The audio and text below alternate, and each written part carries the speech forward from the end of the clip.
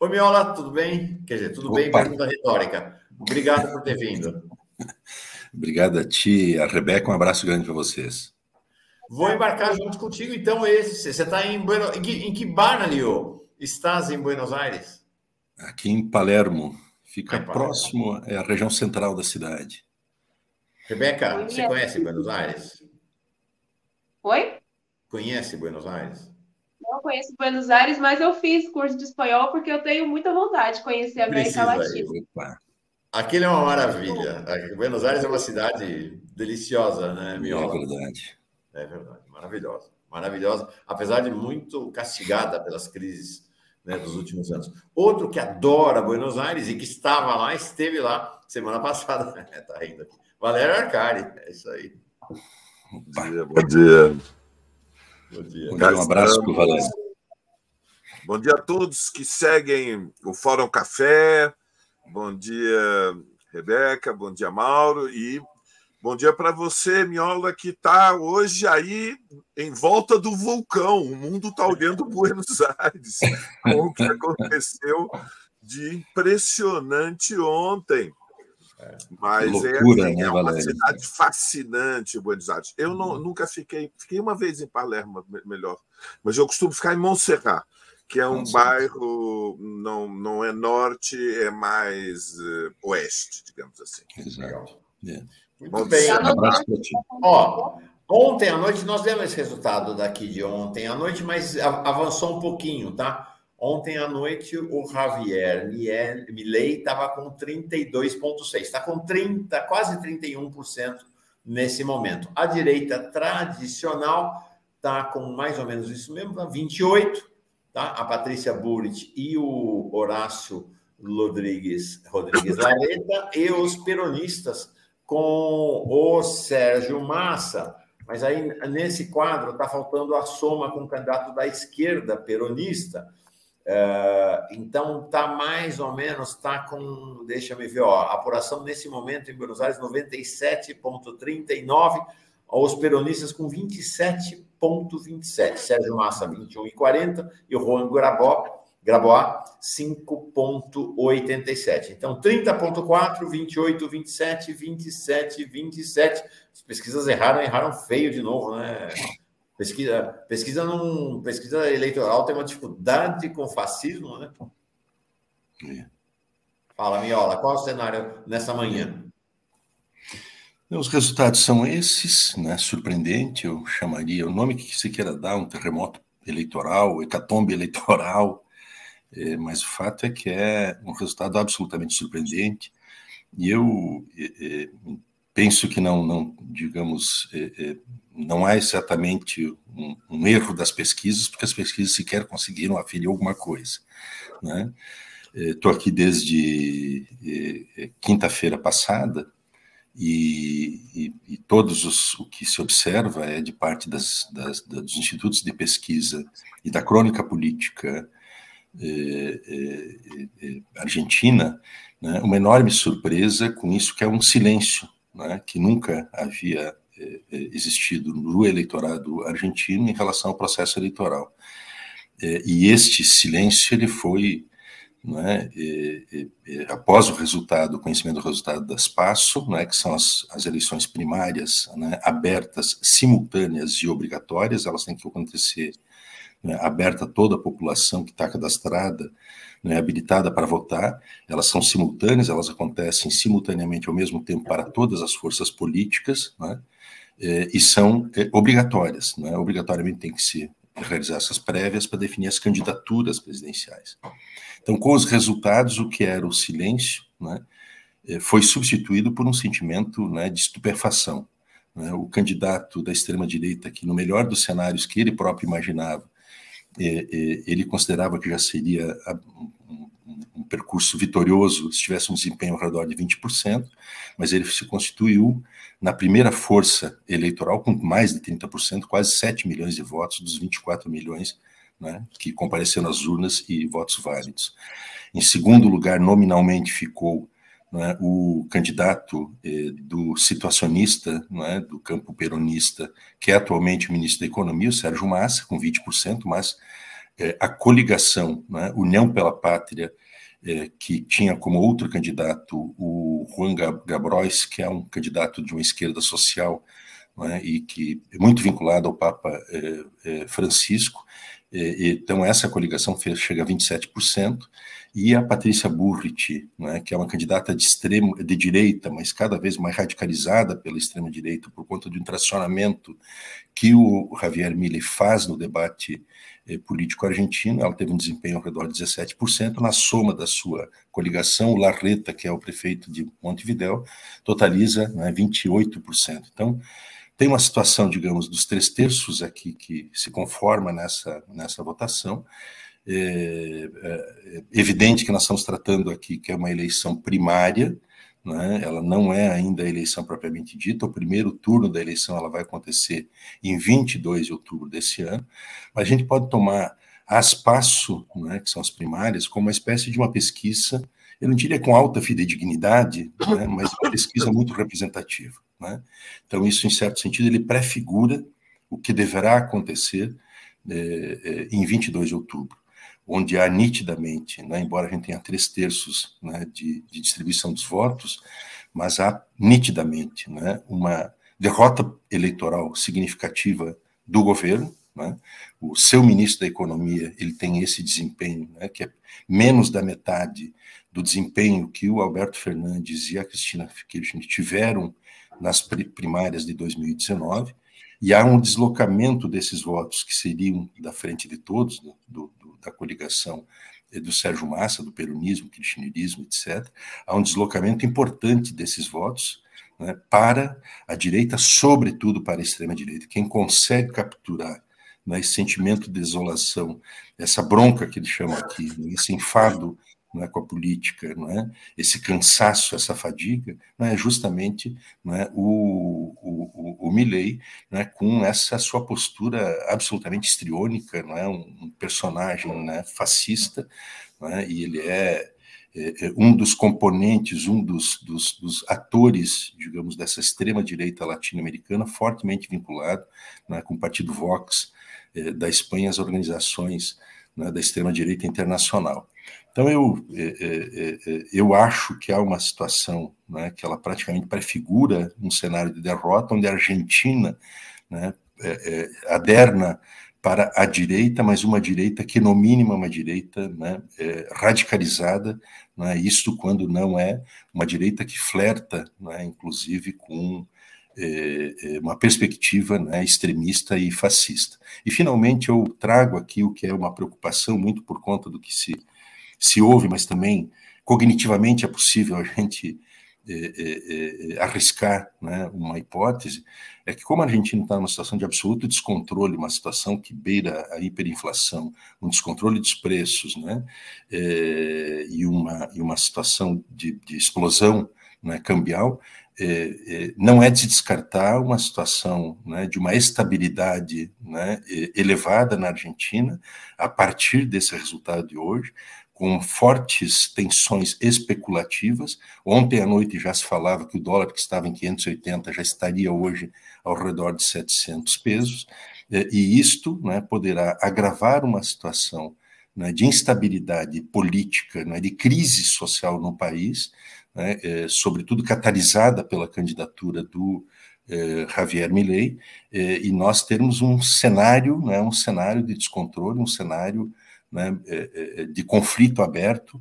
Eu diria que tem um faro de 2001, né, naquela crise, né, do sistema, onde houve um colapso do funcionamento institucional do país, mais de 11 pessoas se sucederam no exercício das presidências provisórias naquele período crítico, onde tinha uma consigna, né, que dizia que se vajam todos, que era, né, que se vão todos, ou seja, uma saturação com a política, como se houvesse uma saída mágica por fora, né, da própria política, né, e do próprio sistema político vigente. E quem encarna muito isso hoje, inclusive no seu comício de celebração da vitória ontem do Milei, né, ele, além disso que vocês passaram aqui, que ele é um sujeito, um troglodita mesmo, ele conclama, né, e a horda, né, de Milei, né, repetia muito essa consigna, que se vajam todos.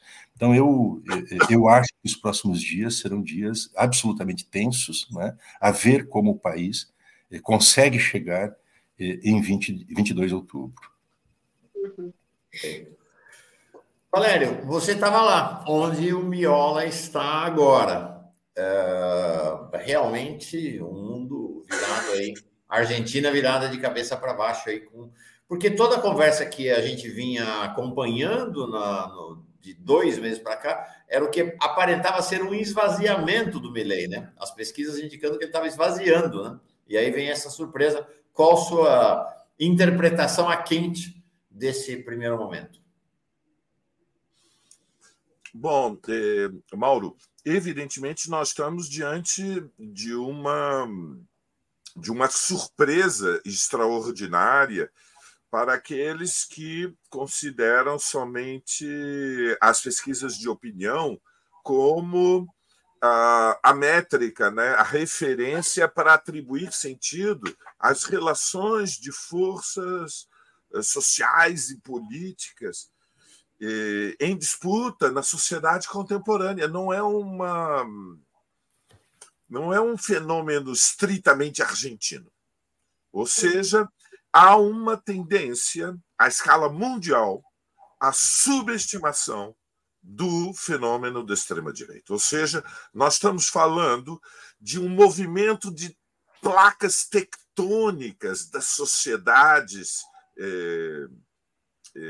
contemporâneas que levam a que candidaturas que surgem quase como um fenômeno mediático, ou seja, que se constroem no início unicamente a partir de círculos minoritários nas mídias sociais, na internet, através de núcleos extremistas e radicais, se apoiando em rancores, em ressentimentos elementares, quase primitivos, mas que são manipulados através de um discurso escatológico, né? Um discurso que trabalha com a ideia de uma limpeza social. Estes fenômenos irrompem depois na superfície, quase como uma explosão vulcânica de dimensões aterradoras. Ou seja, Milei é claramente um candidato da extrema-direita com uma dicção fascista. Ele não é somente extremismo político, nós estamos falando de frontalidade máxima, ou seja, nós estamos falando de uma violência política que trabalha com uma ideia de confronto final, de batalha final. Então, vocês viram, acabamos de ver um trecho do discurso do Milei que é de uma brutalidade chocante, que se vaiam todos, ou seja, ministério acaba. O discurso que ele está dizendo é o seguinte: a democracia é podre porque eles são todos corruptos, e a explicação pela qual o país, que é tão rico, que é tão maravilhoso, que é tão extraordinário, não permite uma vida digna para todos, é porque há uma casta corrompida, que são os bandidos, que no regime democrático se apropriam da riqueza para si próprios. O Milei, que é o salvador da pátria, portanto, o elemento messiânico do discurso, o elemento mais quase, digamos, provocador deste tipo de radicalismo, de extremismo brutal e apelo magnético, se você quiser, né, de força midiática. Ele está dizendo com todas as letras: eu vou fundar um novo Estado, eu vou eu vou subverter a democracia, vou subverter o caos e, com máximos poderes, vou garantir uma vida melhor. E, portanto, a premissa é: a democracia está cara demais, a política é cara demais, vamos fazer a limpeza histórica. E, evidentemente, esta é a principal lição. O primeiro elemento é que ele sai em primeiro lugar, o país está dividido, a eleição não está decidida, evidentemente. Há uma luta até o final de outubro, e seguramente vai haver segundo turno no país, com o que eles chamam de bajotarre, porque eles não... Enfim, é o sotaque argentino, com os dois L's. Em novembro, mas ela se dá no outro patamar, ou seja, Milei agora é favorito no segundo turno, é disso que se trata, saiu na frente das PASO, está no segundo turno, a vitória tem um efeito catalisador, vamos dizer as coisas como são, e, portanto, a disputa agora é saber, entre o peronismo e as forças herdeiras do macrismo, do Macri, ou seja, Patrícia Bullrich e o apoio agora de Larreta, de um lado, e os peronistas, vamos ver quem vai disputar um lugar no segundo turno, isso sim está indefinido, contra Milei. Ele, digamos, se posiciona na frente pela disputa num lugar para vencer as eleições no primeiro turno. A disputa é saber quem pode vencer o segundo turno. A esquerda teve uma votação modesta, 2,57, alcançou 510.976 votos, ou seja, 511 mil votos. Venceu dentro da FIT a candidatura da Miriam Bregman, que estava numa disputa interna com o Gabriel Solano, mas a fórmula do Solano com a Vilma Ripoll, ou seja, da PO com o MST, ganhou a indicação para a eleição de intendente em Buenos Aires. Agora, deixa eu ler aqui, Mauro, o superchat, entrar já nessa conversa também. O Carlos Augusto de Bones Cruz, ele diz: incrédulo com os argentinos, parece que esqueceram as mortes, hiperinflação, grupos da morte, destruição do Estado com Macri, dívida externa impagável. E aí, diante disso, Valério, eu já te pergunto também, né, um país como a Argentina, com uma base de movimentos sociais tão sólidos, né, uma história forte, como que você avalia a ascensão, então, de um candidato de extrema-direita, né, que tem esse discurso tão brutal como você trouxe? E esses movimentos sociais surgiram justamente para frear, né, para ser um bloqueio contra o fascismo. Que avaliação você traz para a gente nesse momento? Evidentemente, a crise social, Rebeca, chegou a um patamar tão grande que há um desgaste imenso com o governo de Alberto Fernandes. Primeiro elemento central é que há uma irritação, ou seja, as massas estão zangadas, ainda que o peronismo tenha vencido as PASO na província na província de Buenos Aires, né? Axel Kicillof, que é o atual governador, venceu as PASO na província de Buenos Aires. Então, é importante nós termos uma percepção de que a Argentina é um país muito diferente do Brasil em vários aspectos. Eu vou destacar 3 rapidamente, Rebeca. Primeiro, a geografia conta. Ou seja, a Argentina tem alguma coisa em torno de 35% da sua população na Grande Buenos Aires, o cono urbano, ou seja, o entorno, a região metropolitana de Buenos Aires. Isso num país de 45 milhões de habitantes, que equivale mais ou menos à população do estado de São Paulo. Então, nós temos uma gigantesca concentração, como temos em São Paulo, né? Nós temos 45 milhões e já em torno daqui da cidade de São Paulo nós temos quase 50% da população, um pouco menos que 50%. Na Argentina é o mesmo fenômeno, uma gigantesca concentração na região metropolitana, e depois a província de Buenos Aires é imensa e tem La Plata, enfim, tem Bahia Blanca, e tem a região que tem a maior concentração demográfica. Então, a geografia conta, e isso significa que os interiores da Argentina, vamos lembrar, a Argentina equivale territorialmente à soma do Amazonas com o Pará, portanto, está entre os grandes países do mundo. Ou seja, depois do Brasil, é territorialmente enorme, e os seus interiores são pouco habitados. A votação de Milei, se vocês olharem o mapa, ela é uma votação surpreendente alta nos interiores profundos. Né? Milei perdeu na província de Buenos Aires. Não ganhou, perdeu na província de Buenos Aires. Portanto, a eleição não está decidida. Nós não podemos passar de avaliações superficiais que subestimavam o fenômeno da extrema-direita agora para o derrotismo de que Milei já venceu as eleições. A eleição está em aberto. Milei não foi eleito presidente da República. Se trata de primárias. E vamos lembrar que 1/3 da população, depois me confirma o Miola, porque depois eu fui me deitar, estava muito cansado.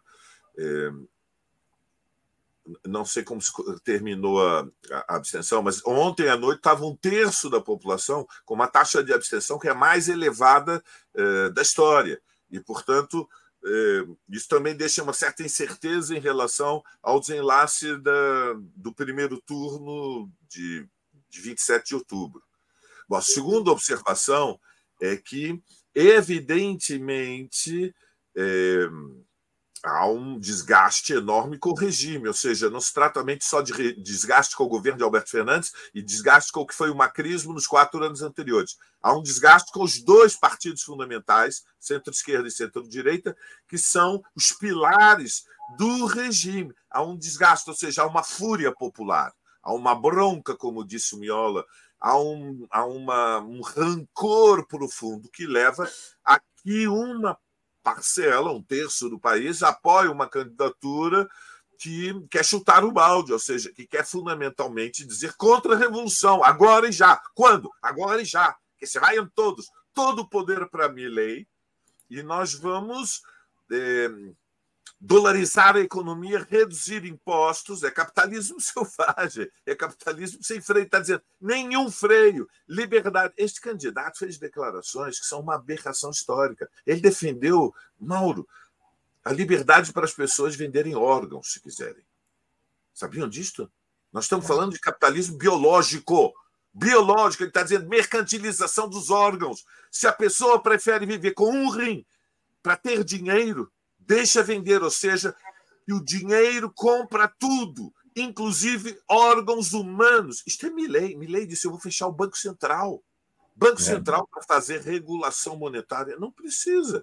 Ontem à noite ele falou que não se preocupa com o FMI, porque a receita dele é mais dura que a que o FMI propõe.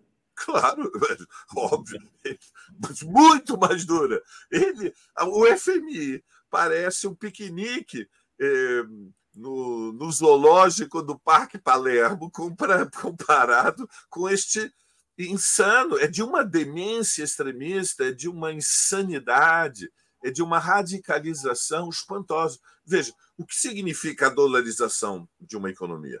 A dolarização significa que o país renuncia, ele sacrifica sua soberania monetária. Significa que, a partir daí, ele fica totalmente dependente das decisões dos Estados Unidos. Mas é disso que ele propõe. Ele propõe a anexação aos Estados Unidos. Nós temos que aceitar domínio inconteste do governo norte-americano. Bom, isto mergulha o país numa aventura cujo desenlace é a estagnação da longa duração, isso, portanto, uma equatorização do país. O país vai se transformar num exportador de gás, vai abrir para a exploração das corporações internacionais todos os seus minérios, a começar pelo lítio, e a Argentina divide com a Bolívia as maiores reservas mundiais do lítio, que tem enorme importância para a transição energética, porque o lítio é essencial para as baterias, que são a chave dos motores elétricos. Então, é reprimarização total, exportação de grãos, exportação de carne, exportação de produtos primários, mineração e fuga em massa da população. Vai haver migração em grande escala. Equatorização, El Salvador, eu mesmo, fizeram a dolarização. Uma parcela enorme da população não vai ter trabalho, vai ter que sair do país.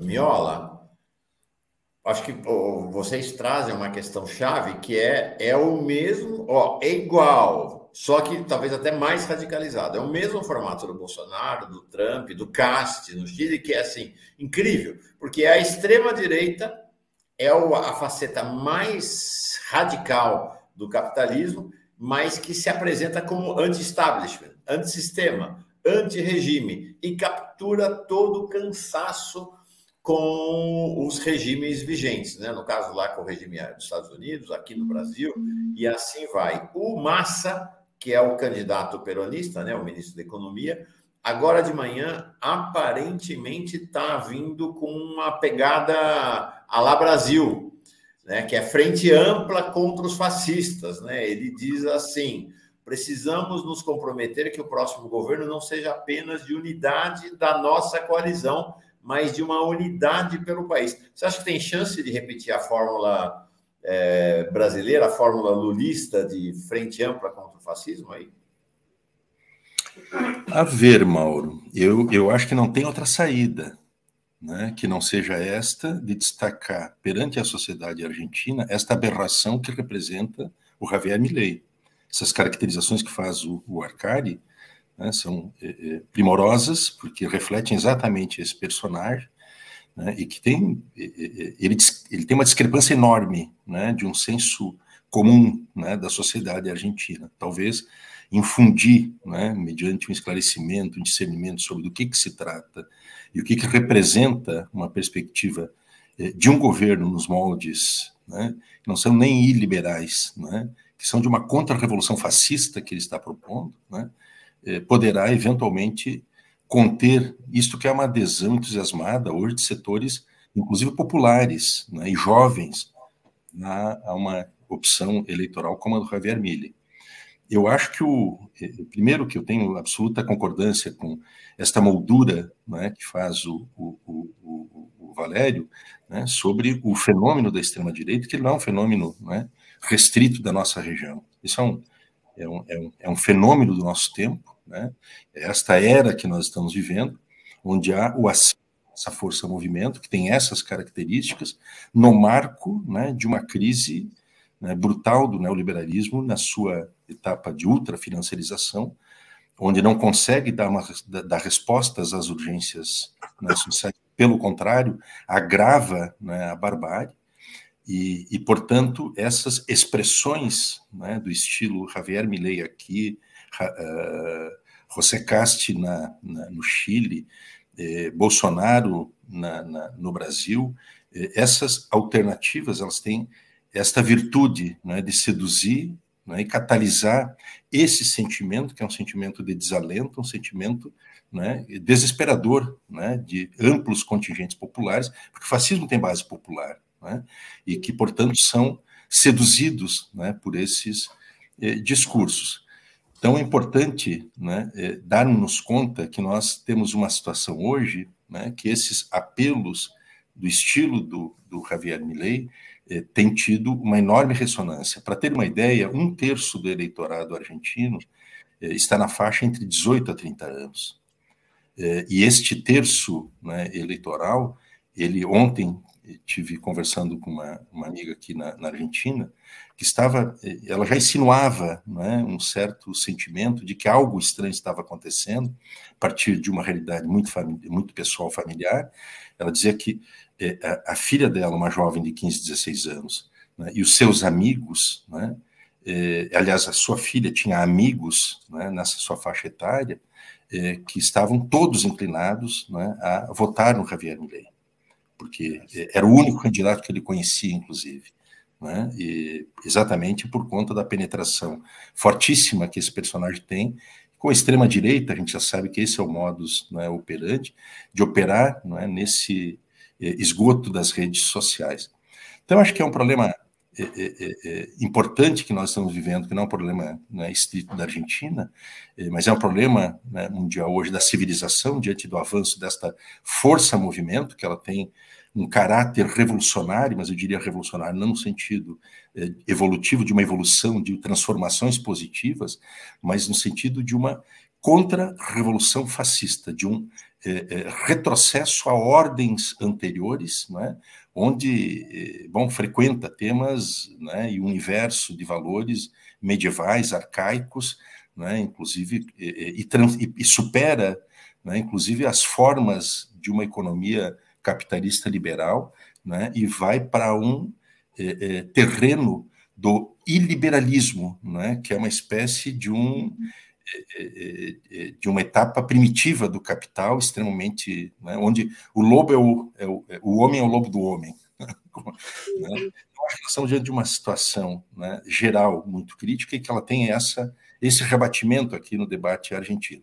Eu só acho que temos, já termino, acho que os próximos dias eles serão decisivos tanto para o itinerário eleitoral, né, a ver o que se consegue em termos de uma solidariedade nacional em torno de uma luta antifascista e defesa da democracia e da civilização, e segundo lugar, que está em aberto ainda como se comportará o mercado e as oligarquias e o establishment em relação a talvez um processo de agravamento da crise, e isto poderá ter como resultante algo imponderável, né? Talvez muito mais, digamos, parecido àquilo que aconteceu no início desse século, primeiro desse século, na Argentina, do que qualquer outra coisa que a gente possa prever. Serão dias, semanas, né, extremamente tensas, conturbadas e complexas aqui na Argentina. Já está no ar a live do presidente Lula, que é às terças, agora acontecendo nessa segunda, muito baixa a audiência. Estou vendo no canal do Lula uma audiência abaixo de 2.000 visualizações simultâneas. Tem caído cada vez mais a audiência dessas lives, esse formato aí das lives do presidente Lula às terças nessa semana. Quando sai do dia certo, inclusive de terça para segunda, pior ainda. Valério, tem uma diferença, acho importante, quer dizer, não é importante, acho que é relevante porque diz respeito, talvez nos apresente o que são cada um desses países, em relação ao Milei e aos seus outros dois pares da extrema-direita, do fascismo aqui mais expressivo na América Latina, o Bolsonaro e o Casti, que tanto Bolsonaro reivindica a memória do golpe de 64, e Casti reivindica a memória do fascismo, do golpe de Pinochet. Milei não faz isso na Argentina, né? Milei, ao contrário, mantém distância desse período, né? Acho que é uma diferença importante a revelar cada um desses países, né? Claro. É uma diferença imensa. Veja, a Argentina, entre todos os países aqui da nossa região, do Cone Sul da América Latina, foi aquele país onde a mobilização da nação, encabeçada em primeiro lugar pelas mães e avós da Praça de Maio, mas sendo catalisadora de uma radicalização das camadas médias e que arrastaram os movimentos populares. A Argentina viveu a experiência mais avançada de ruptura com o que foi a tragédia das ditaduras militares dos anos 60 e 70. Ou seja, na Argentina, proporcionalmente, a última ditadura, a de 76, 82, 83, foi onde ocorreu o mais dramático genocídio, ou seja, oficialmente a Comissão de Investigação da Verdade reconheceu mais de 30 mil mortos num país com 45 milhões de pessoas hoje. Ou seja, para termos sentido das proporções, no Brasil foram aproximadamente 500 mortos num país que tem uma população 4 vezes maior do que a da Argentina. Ou seja, a escala das mortes no Brasil, se fosse proporcional ao que aconteceu, a ditadura em 20 anos, em vez de matar 500, teria matado mais de 100 mil. E, portanto, a violência contra-revolucionária da ditadura, das juntas militares de Videla, Bignone, foi de uma ferocidade que não tem paralelo no século XX. Isto produziu, quando é derrotada a ditadura, e a ditadura na Argentina, ela não consegue fazer a transição controlada, lenta e gradual que... Opa! Caiu, Valéria, né? Caiu, congelou o Valério. Depois da Guerra das Malvinas, o exército... Depois da Guerra das Malvinas, voltando, o exército é derrotado. E desde então o exército é um exército desmoralizado. Lançou o país na aventura da reconquista das Ilhas Malvinas, perdeu a guerra, derruba-se a ditadura e vai a julgamento. Em 85, já se abriu o processo contra Videla, Bignone, todos os almirantes e brigadeiros das Forças Armadas, e eles são condenados, estão presos. Na sequência, com o governo Alfonsín, houve a mimetização, né, a imitação da experiência brasileira. Foi votada a Lei Ponto Final, que estabelecia um prazo uma data a partir da qual não era mais possível abrir processos de investigação de justiça transitória sobre outras autoridades militares e civis que teriam cometido crimes durante a ditadura. E se vota um projeto chamado Obediência Devida, que também estabelece a premissa jurídica da anistia para todos os que cometeram crimes durante a ditadura a partir daquela data. Isto foi assim na segunda metade dos anos 80. Porém, e este porém é enorme, é um porém grande, a Argentina viveu uma experiência que nós não conhecemos no Brasil, Mauro. Em 2001, final de 2001, início de 2002, tinham ocorrido eleições presidenciais em 2000, tinha vencido o candidato dos radicais, da União Cívica Radical, um partido republicano, de direita, liberal, tradicional da Argentina, que deu posse ao ministro da Economia, Domingo Cavallo, que iniciou um ajuste fiscal brutal já para tentar conter a relação dívida-PIB pelo impacto negativo que foram as privatizações, enfim, a liberalização extremada dos mandatos de Menem, que era um peronista de direita, que tinha, surpreendentemente, sido escolhido como candidato à presidência na virada dos anos 80 para os anos 90, derrotando um dirigente histórico do peronismo, que era o Cafiero.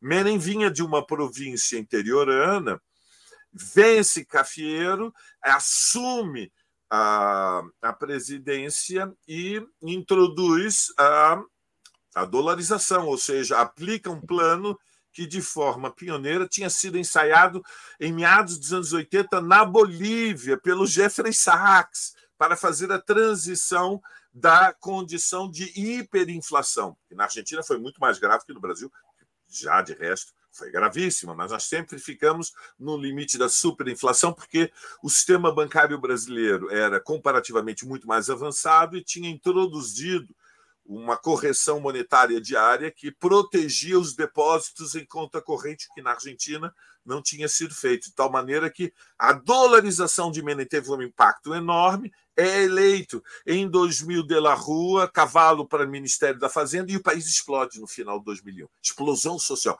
rebelião popular, o início de um processo revolucionário com todos os traços clássicos das revoluções urbanas contemporâneas. Manifestações colossais de rua com centenas de milhares, se não com milhões de pessoas, greve geral, e a Argentina viu de la Rúa, um ano e pouco depois de ser eleito, fugindo da Casa Rosada de helicóptero. Fugindo de helicóptero. E, na sequência, aconteceu algo inusitado na história mundial, que é que, no espaço de uma semana, caíram 4 presidentes da República, que tinham sido eleitos em condições emergenciais pelo Congresso Nacional. E nós estamos falando de uma onda, de uma vaga, de uma fúria, de mobilizações populares exigindo trabalho e emprego, em função do impacto de uma pauperização vertiginosa. A Argentina, pela primeira vez, viu pedintes, mendicância em grande escala nas ruas de Buenos Aires, uma degradação social na forma de um abismo vertiginoso. E este processo de mobilização popular criou o movimento dos empregados mais poderoso do mundo, que são o movimento piqueteiro. E este movimento piqueteiro é uma nova força social de choque que explica, em grande medida, por que na sequência, Miola e Mauro, são reabertos todos os processos de reinvestigação, ou seja, há uma segunda onda de experiência democrática radical, as investigações se retomam, os processos se abrem, a lei ponto final e a lei obediência devida são revogadas, e isso estabelece um quadro, fechando, Mauro, que é distinto do Brasil. Por quê? Porque uma parcela imensa, eu acredito sim, ainda majoritária da população, tem repúdio profundo pelo que foram a tragédia histórica da ditadura. E, portanto, o candidato à extrema-direita, Javier Milei, não pode se embandeirar de ser o herdeiro de uma sucessão de governos que foram os piores da história da Argentina. E, portanto, há um teto político. Há um teto político, porque, evidentemente, todas as forças em disputa até as eleições presidenciais vão acusar Miola de tentar levar adiante uma contra-revolução que é indivisível. Espero que acusem o Milei e não o Miola. Milei, não a mim, Valério. Está vendo que de manhã tomei pouco café, Miola, me perdoe. Também estou nessa. Me perdoe. Vão acusar o Milei de ser de extrema-direita e, portanto, ser herdeiro político do que foi a ditadura. De qualquer forma, nós estamos...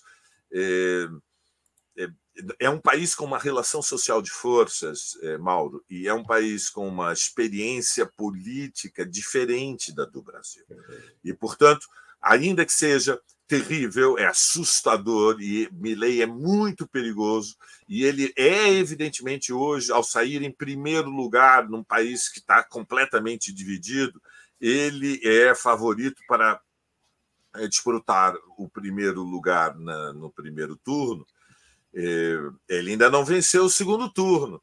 E, evidentemente, o país vai se fracionar de alto a baixo, vai se dividir, vai haver uma fratura política e portanto, a disputa fundamental é para impedir que este fascista chegue, através de eleições, ao poder.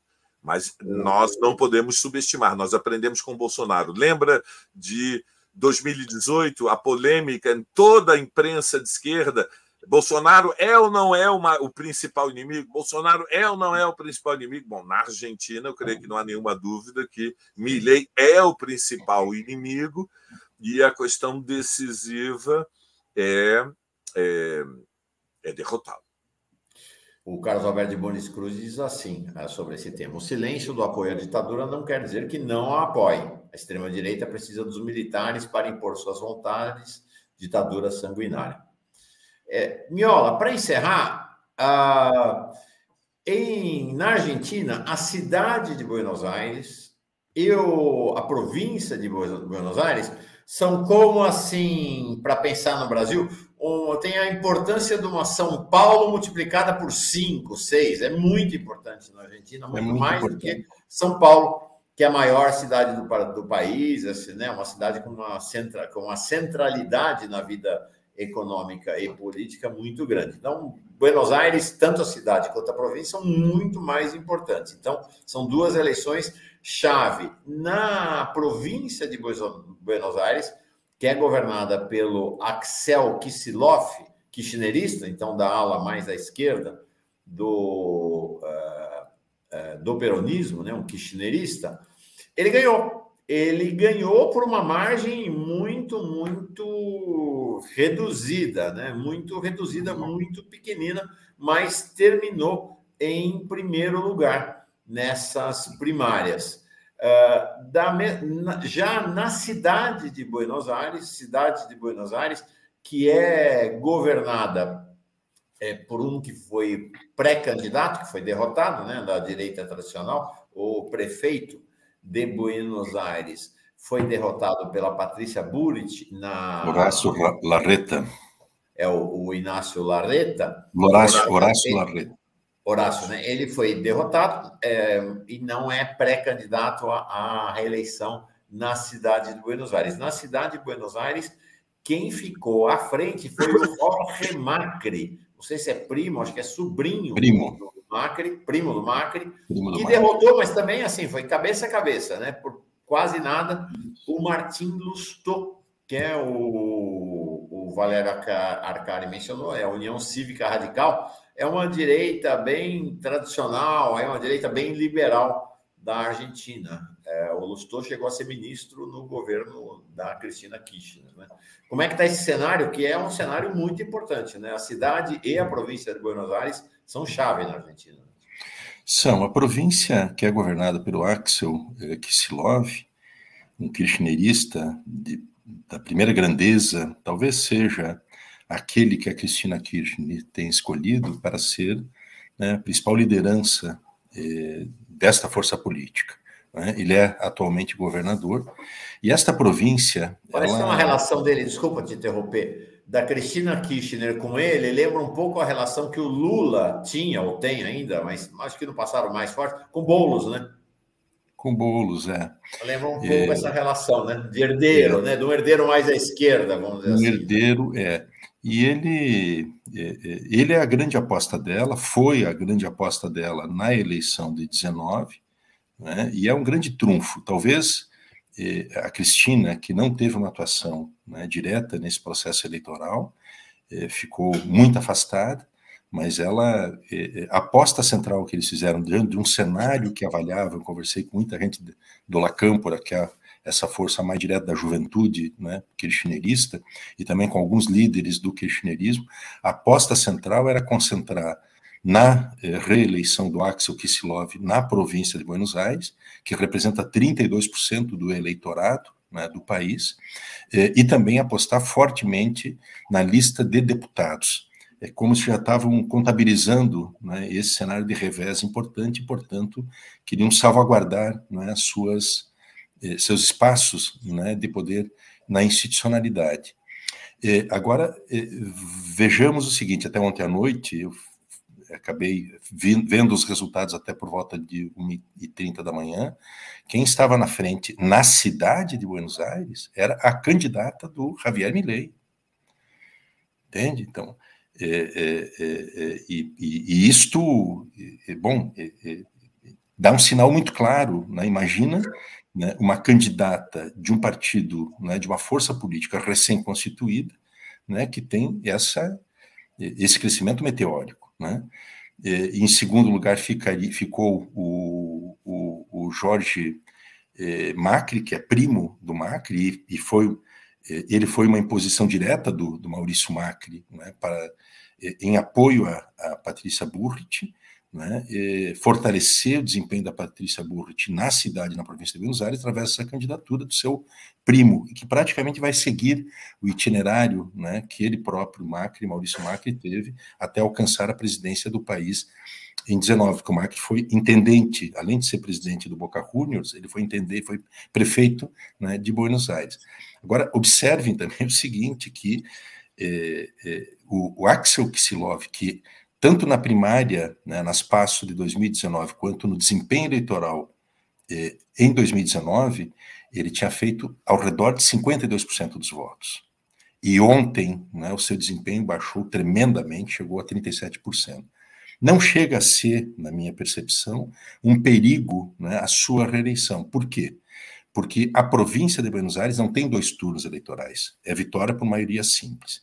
Então, com esse desempenho, se ele consegue repetir esse desempenho de ao redor de 37%, um leve crescimento, ele muito possivelmente, num fracionamento dos votos, uma fragmentação dos votos da direita e da extrema-direita, essas alturas o macrismo, né, que se caracteriza por um forte anticristianismo e tem tons, né, extremistas, muito amigo do Bolsonaro, o Macri, né?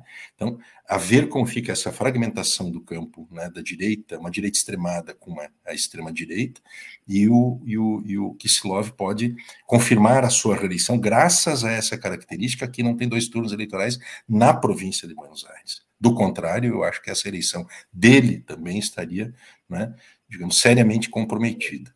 Então, é uma dinâmica política, né, que se abre nesses próximos dias e semanas. Isso reflete essa queda de aprovação. Ele tem uma enorme popularidade na cidade, seu governo é muito bem aceito, mas ele padece dos efeitos da crise geral, né, do descontrole inflacionário, do dólar alto, né, e de uma economia que está em frangalhos, né? Então ele é naturalmente, né, prejudicado por esta realidade, onde ele não tem governabilidade sobre os fatores que levam a essa situação, não tem como interferir diretamente, embora tenha implementado no seu governo, especialmente nos últimos 2 anos, um conjunto de medidas sociais e de ativação econômica, né, para contrarrestar a crise, né, da economia nacional da Argentina.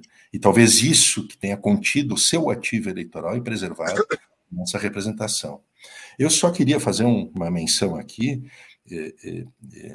a Kari, Mauro e Rebeca, que o importante a gente notar que o Milei, embora fosse, né, um nome desconhecido da paisagem, né, institucional, político-institucional, ele é um personagem que vem de longe. Importante a gente ver isso, porque tem uma certa analogia com a emergência dessas lideranças, né, que não é só aqui, mas no Brasil aconteceu muito, quando a gente ficou estupefato vendo certos nomes, né, que compunham, né, a estrutura do governo Bolsonaro, mais além dos próprios militares, mas eram atores políticos deste campo da extrema-direita que já vinham atuando há muito tempo através, sobretudo, de think tanks, né, de organizações de formação política e atuando fortemente nas redes sociais. O Milei foi um assessor de um general Bussi, né, lá nos anos 90, que é um ditador, foi um torturador, havia sido condenado, mas por conta desta historiografia que montou aqui para nós o Valério, esse sujeito, ele não foi preso naquela época, depois que o Néstor Kirchner reverteu e proscreveu a lei da caducidade e levou aos tribunais os militares, né? Finalmente o Bussi foi preso, foi condenado e preso, se eu não estou equivocado, foi preso. Mas o Milei vem daí, e ele desde o início da década passada, né, ele está dedicado a um think tank chamado Acordar, né, onde ele difunde, né, essas ideias e vai produzindo, né, esse caldo de cultura, né, que finalmente ganha consciências e ganha corações. Então, o que me preocupa enormemente, é evidente que nós estamos tendo uma primária, a primária, no mínimo, ela tem que ser vista como uma pesquisa extremamente representativa. Imagina fazer uma pesquisa de um país que tem 40 milhões de pessoas, 45, fazer uma pesquisa de opinião com 27 milhões, que é o caso do comparecimento nas PASSO, né? E Valéria, assim, a abstenção que se esperava que fosse uma abstenção grande, ela não destoa muito do padrão médio, né? O índice de comparecimento que teve esse ano foi de 69,9%, né, ontem, e na PASSO de 2019 havia sido de 71%. Se especulava que essa abstenção ela prejudicaria, sobretudo, não é, a candidatura citacionista do Sérgio Massa.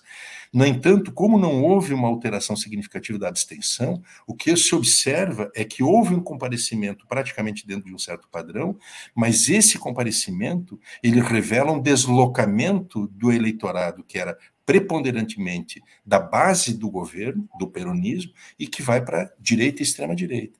Então, nós temos uma situação que, do meu ponto de vista, que é muito preocupante, que é, imaginem o seguinte, depois de tudo que aconteceu no Brasil com o Bolsonaro, eu vou dar um dado que para mim é estarrecedor. Quando se existem pessoas, seres humanos, que depois de testemunharem o Bolsonaro desdenhando e debochando da morte de compatriotas por asfixia, e ainda votam nesse personagem, foram 58 milhões de pessoas que votaram no Bolsonaro, então algo de muito sério está acontecendo, algo de muito sério. E a mesma coisa aqui na Argentina. Depois de toda essa retórica, né, do Milei, que a gente sabe que não é unicamente propagandismo, não, ele vai fazer isso. Ele fará isso, porque é no caos e a partir do caos que essas forças se desenvolvem, né, e crescem e se expandem. É nisto mesmo. Ele é uma usina do caos, para dentro do caos, dessa espiral do caos, ele conseguir se projetar, né, e ser uma liderança reconhecida de grande influência e poder. Então, é extremamente perturbador esta realidade. Não é razoável que o Bolsonaro tenha feito 58 milhões de votos, a despeito de tudo que a gente viu. Não é razoável. E não é razoável que o Milei tenha tido esse desempenho agora. E tem um dado agravante, eu encerro, que é o seguinte: a Patrícia Bullrich, não vamos também menosprezar o cardápio completo que essa direita e extrema-direita está oferecendo. A Patrícia Bullrich, que era uma militante da esquerda lá nos anos 70, ela foi dos Montoneiro, inclusive atuou no sequestro teve um papel, me parece que foi um papel coadjuvante no sequestro do Bunge, e ela é uma personagem que teve uma trajetória ao longo dos anos, né, de afastamento progressivo, né, de ideais progressistas, nem vou dizer de esquerda, e foi adernando passo a passo para a direita, e à medida em que o Milei surge na cena política argentina, ela que tinha posições de uma direita mais extremada, ela se vê obrigada por uma atração em busca de audiência eleitoral, ela se vê obrigada a radicalizar suas posições. Então, há uma... ela não algo parecido com o que aconteceu com o PP na Espanha.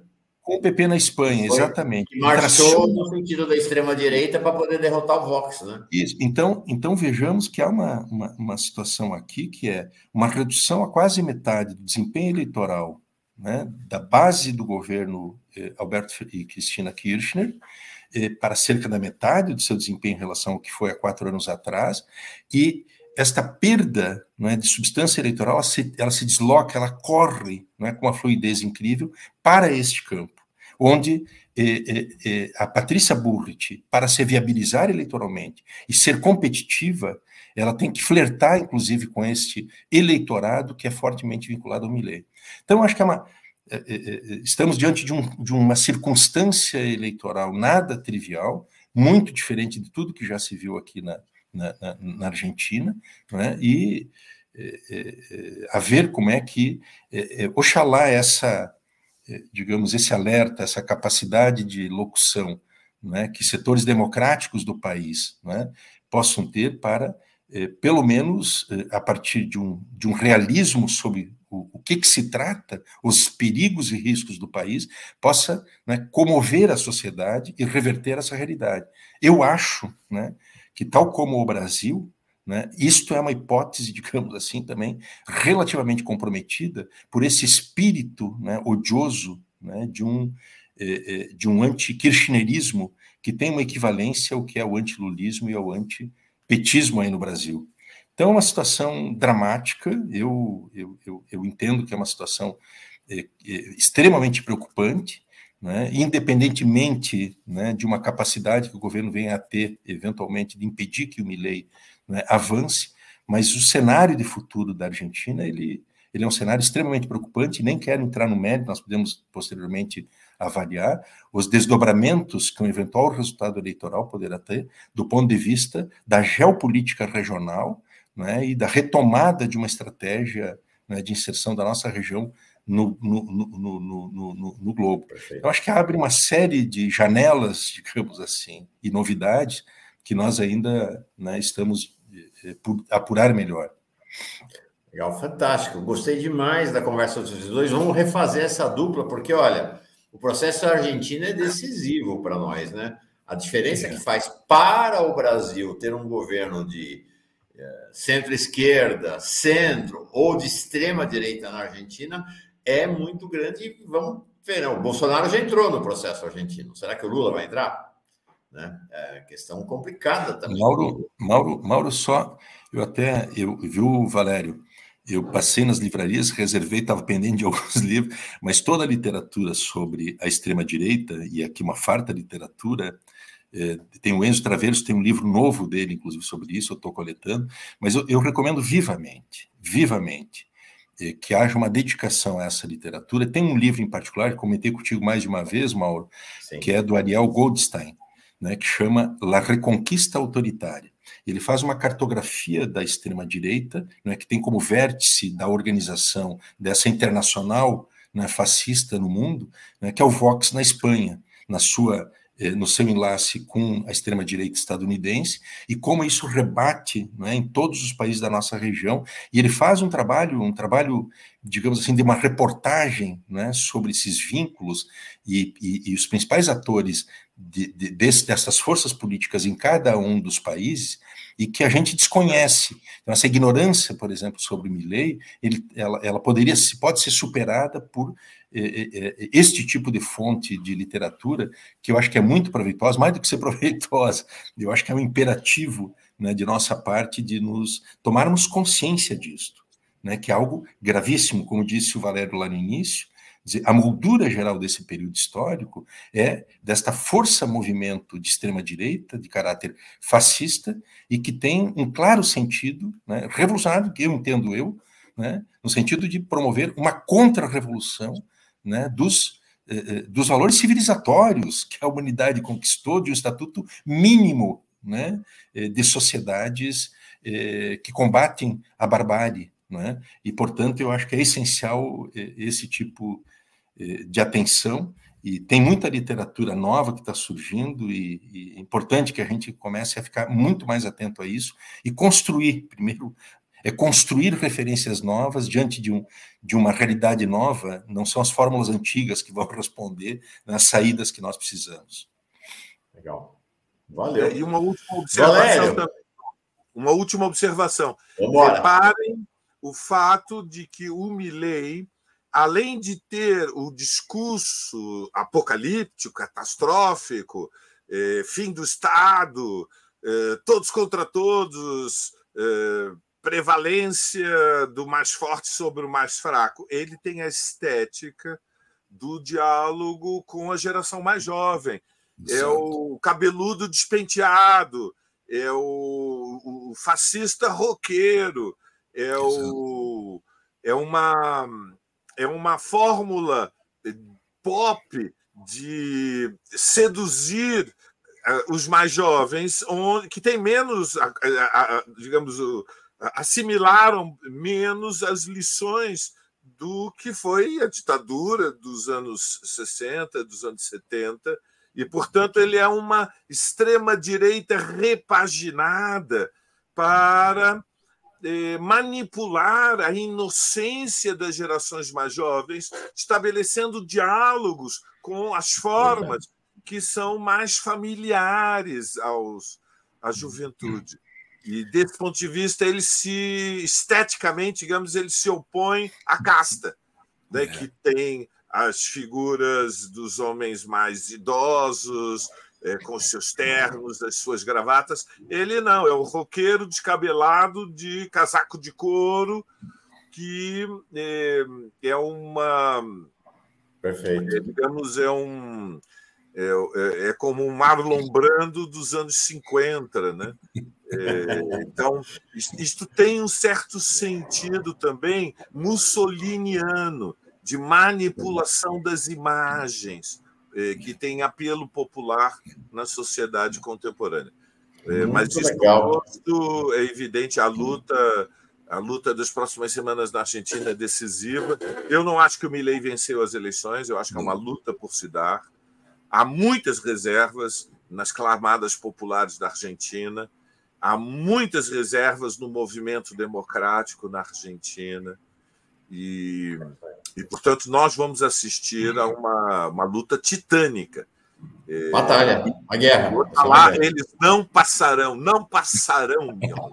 Apostar. Legal, é isso aí.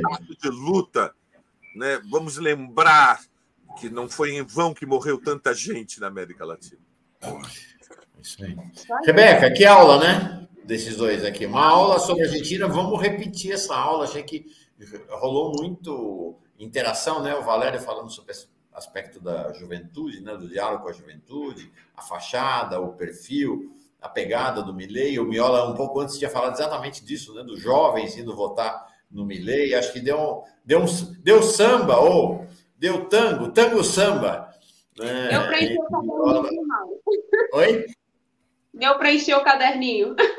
Deu para encher o caderninho. Eu vi você fazendo notas o tempo todo. Obrigado. Boa semana para vocês dois. Você fica até quando em Buenos Aires, Miola? Até amanhã ou talvez quarta-feira. Eu vou aproveitar o dia de hoje, correr bastante aqui, conversar e talvez até a gente estique um pouquinho mais aqui para ficar até quarta-feira. Vamos ver. Se for o caso, volta essa semana com mais novidades. Tentar encharcar um pouco de informações, aprender ao máximo aqui sobre esse processo. Prazer muito grande estar aqui com o Valério. E muito obrigado a ti, Mauro e Rebeca. Viu, Valério? Digo que o Mauro é um sujeito espinosista, é aquele que promove aquilo que o Spinoza dizia, que as paixões, os encontros, né, fundados nas paixões alegres, que são aquelas paixões que transformam, né, que convocam, né, para o agir. Né? Então, para mim foi um grande prazer estar aqui contigo e agradeço enormemente aqui o nosso espinosista, Mauro Lopes, e também a Rebeca, e uma ótima semana para nós. Se quiser, pega com o Miola umas referências, uns endereços, uns telefones de uns trotskistas cabeça aí, não é não, Miola? Não é não, Valério? Tenho... Você falou do Enzo Traverso, eu conheço o Enzo Traverso, italiano. Isso. Grande autor. Isso, eu tenho muitos amigos em Buenos Aires, mas eu tenho certeza que o Miola também já tem muitos contatos. Mas qualquer coisa, passam meus dados, Mauro, para o Miola e eu passo os números de WhatsApp para ele falar com 2 ou 3 personalidades que são muito capazes. Legal. Mas foi bacana. Valeu, obrigado, gente. Boa semana para vocês. Aquele abraço, foi ótimo. pessoal. Obrigado pela aula. Um abraço grande. Até mais. Tchau. Boa semana, gente. Prazer. Até mais.